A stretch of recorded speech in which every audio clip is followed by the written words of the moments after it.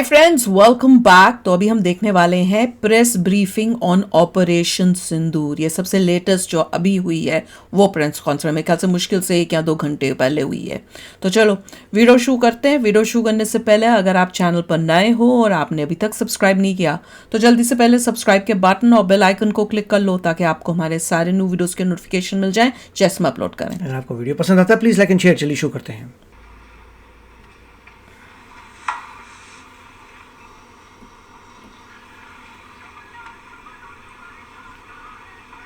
गाने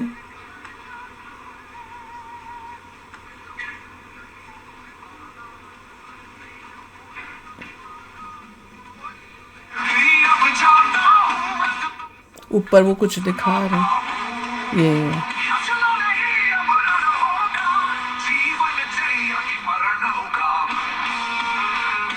ओ tracked, monitored, destroyed दिखा रहे हैं उनका किससे किया था। ये क्या है? उनका गिरा है। The sky remains ours. Air defenses.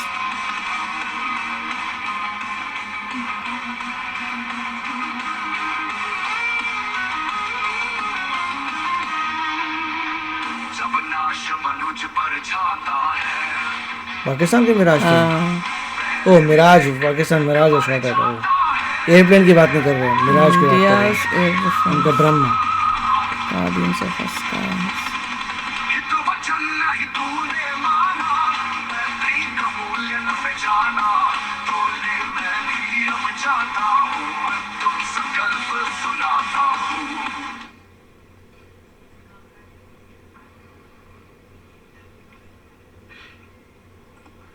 Good evening, ladies and gentlemen. Jai Hind. Welcome to this second special press conference on Operation Sindoor.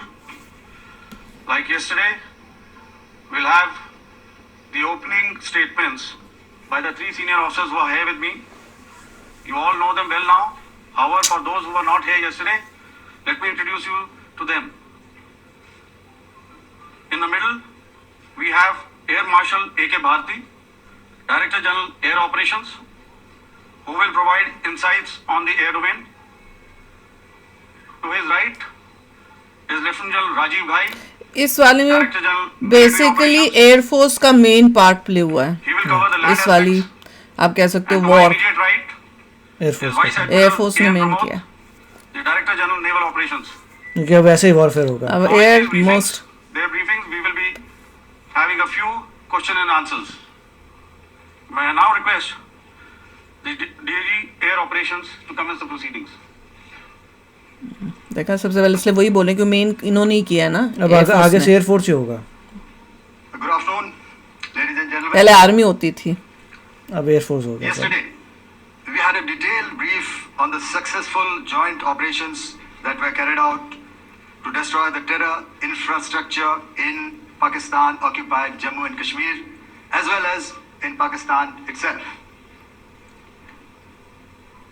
We also reiterated that our fight was with terrorists and their support infrastructure and not with Pakistan military.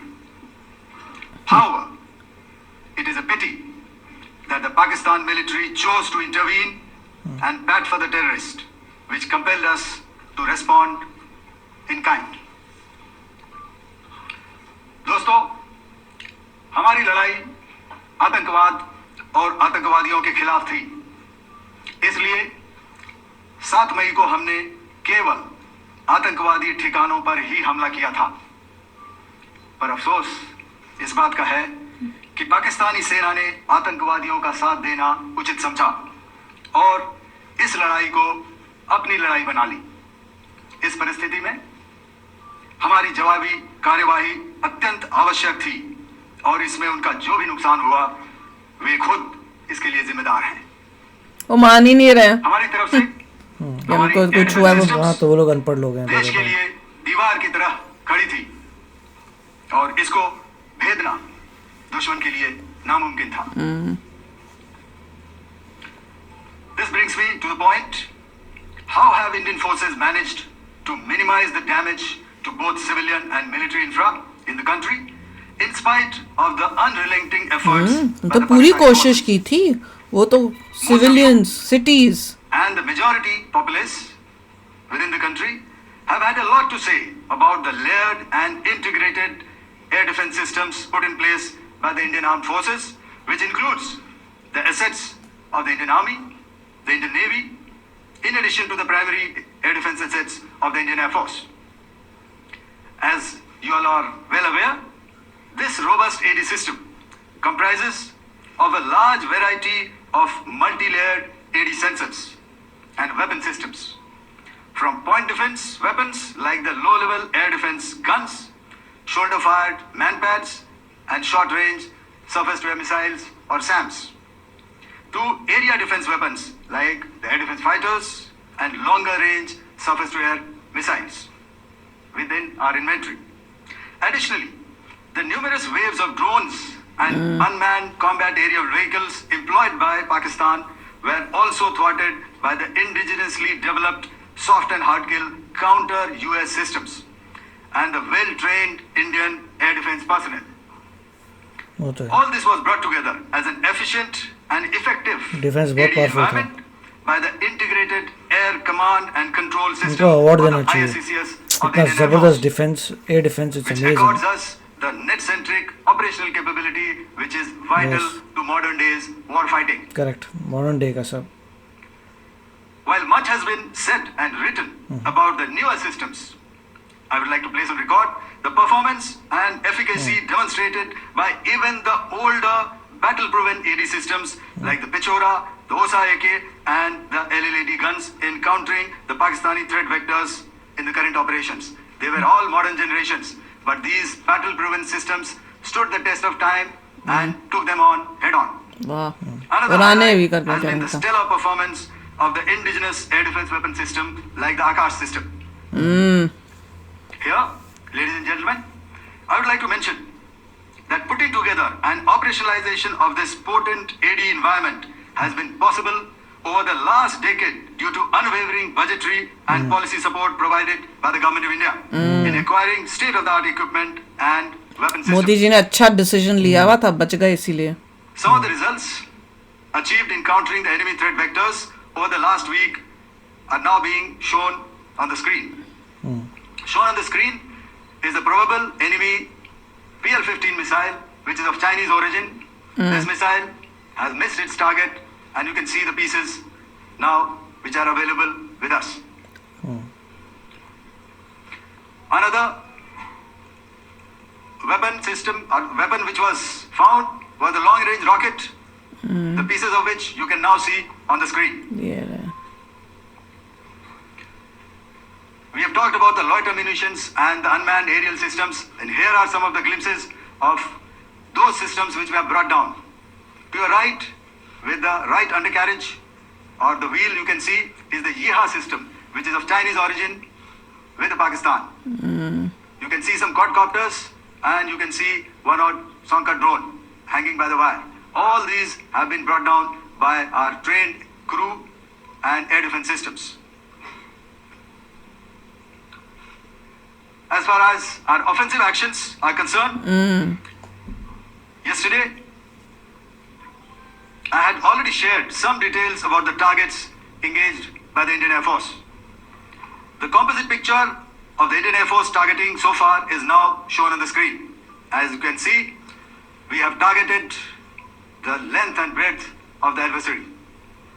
Length I'm sure most of you would have already seen the effect of these strikes on ground, courtesy the large number of videos and photographs being circulated in the media.